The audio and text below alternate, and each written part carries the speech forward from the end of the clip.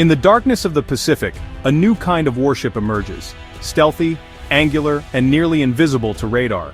This is the US Navy's answer to a rapidly changing world, a fleet powered by artificial intelligence and autonomous systems.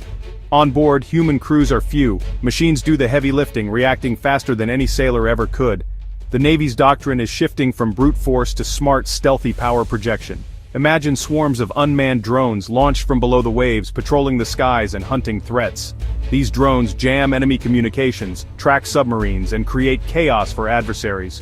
On destroyer decks, lasers shoot down missiles at light speed, and railguns fire hypersonic projectiles with pinpoint accuracy. This isn't science fiction, it's the reality the Navy is building now. For decades, US naval dominance was unquestioned, but new rivals are rising, challenging America's control of the seas. The Navy's technological leap is a direct response, a bold declaration that it won't surrender its edge. The goal, a fleet that's lethal, resilient, and nearly impossible to track. This isn't just about better weapons, it's about rewriting the rules of naval warfare. The new Ghost Fleet, stealth ships, drone swarms, and advanced weaponry, is the centerpiece of this strategy. It's a risky, expensive gamble, but one the Pentagon believes is essential. The stakes? Nothing less than the future of global power. The Navy aims to deter aggression before a shot is fired, to win conflicts before they begin. In the Pentagon's view, this gamble is one America cannot afford to lose. The world's balance of power may depend on it. The US Navy is betting on innovation to secure the seas. The outcome will shape the next century. The dawn of a new era at sea has arrived. Behind the Navy's technological push lies a stark truth. The fleet is shrinking. Old ships are retired faster than new ones are built, leaving fewer than 300 vessels, far short of the 350-ship goal. American shipyards struggle with labor shortages and supply chain delays, slowing new construction. For every high-tech ship added, several aging ones leave service, widening the capability gap. Meanwhile, China's Navy is expanding at a pace unseen since World War II, already boasting the world's largest fleet by some measures. Chinese shipyards churn out advanced warships and carriers, reshaping the balance of power in the Pacific. Beijing uses its growing navy to assert claims, intimidate neighbors, and challenge US influence. The contrast is stark, a shrinking, aging US fleet versus a modern, assertive Chinese armada. The Pentagon faces a daunting question.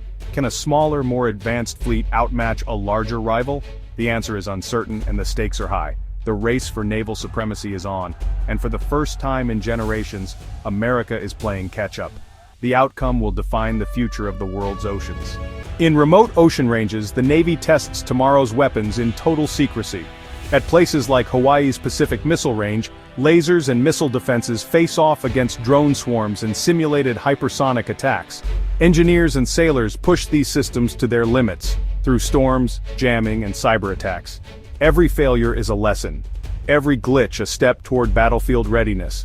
Here, new strategies are born, integrating drones, subs, and satellites to hunt and strike as one.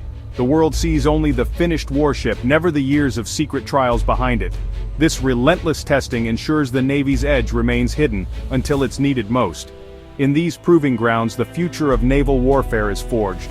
The next generation of American sea power is taking shape, one secret test at a time. The USS Gerald R. Ford is the world's most advanced aircraft carrier, a floating city, and a 10 billion-pound gamble. Packed with revolutionary tech like electromagnetic catapults and powerful nuclear reactors, it's designed for more flights, more power, and future weapons. But new tech brings problems: unreliable elevators, catapult glitches, and massive cost overruns. Critics question concentrating so much power and money into a single vulnerable target. Yet the Navy is all in, with more Ford-class carriers under construction. For the Pentagon, carriers remain unmatched tools of power and diplomacy.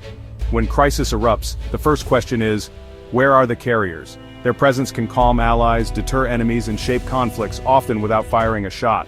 The Ford class is a bold bet on the future of sea power. Whether it pays off will define the Navy's next era. The Navy faces a defining debate: stick with massive crewed warships or shift to swarms of smaller, unmanned vessels. Traditionalists argue supercarriers are irreplaceable symbols of power, able to project force and survive damage. Reformers counter that, in an age of precision missiles, these giants are vulnerable targets. They envision a fleet of agile, expendable drones and small ships, cheaper, more numerous, and harder to destroy. Distributed lethality spreads firepower across hundreds of platforms, not just a few. Losing a drone is minor, losing a carrier is catastrophic. The Navy is investing in both, but resources are limited. Every dollar for a supercarrier is a dollar not spent on unmanned tech. The outcome of this debate, Titans or swarms, will shape the Navy for decades. The future fleet's form is still undecided. The U.S. Navy stands at a crossroads, its dominance no longer guaranteed. The fleet is aging and outnumbered, while rivals build modern navies at breakneck speed. Calls grow for a national effort to rebuild and modernize, accelerating shipbuilding, investing in AI, hypersonics, and unmanned systems. Revitalizing shipyards and training new workers is essential. The goal, a larger, more lethal, and technologically advanced fleet. The future Navy will likely blend supercarriers with agile drone swarms, all linked by resilient networks. This force must deter aggression, protect trade, and reassure allies worldwide. Control of the seas has always meant global power. Now, that control is contested. The Navy's transformation is a race against time. The decisions made today will echo for generations. The fate of the world's oceans and global stability hangs in the balance.